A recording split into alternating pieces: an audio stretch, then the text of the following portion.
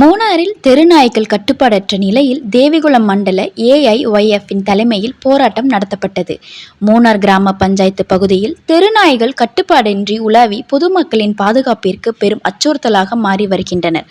குழந்தைகள், பள்ளி மாணவர்கள் மற்றும் வயதானவர்கள் தெருக்களில் பயந்து நடக்கும் நிலை ஏற்பட்டுள்ளது. இந்த நிலைமையை குறித்து மக்கள் பலமுறை புகார்கள் தெரிவித்தும் அதன் மீது எந்தவித நடவடிக்கையும் எடுக்க முடியாமல் நிர்வாகத்தனற்ற முறையில் செயல்பட்டு வரும் காங்கிரஸ் தலைமையிலான மூணார் கிராம பஞ்சாயத்தை கண்டித்து அகில இந்திய இளைஞர் பெருமன்றம் ஏஒய்எஃப் தேவிகுளம் மண்டல குழுவின் தலைமையில் இன்று கவன ஈர்ப்பு போராட்டம் நடத்தப்பட்டது.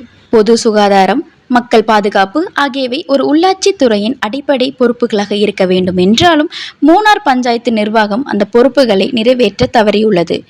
தெருநாய்களின் எண்ணிக்கையும் தாக்குதலும் நாளுக்கு நாள் அதிகரித்து வரும் சூழலில் அதிகாரத்தை பயன்படுத்த முடியாமல் முடங்கியிருக்கும் பஞ்சாயத்து நிர்வாகத்தை கண்டித்து ஏஐஒய்எஃப் போராட்டத்தில் பல இளைஞர்கள் மற்றும் பொதுமக்கள் கலந்து கொண்டு தங்கள் கோபத்தையும் கோரிக்கைகளையும் வெளிப்படுத்தினர்.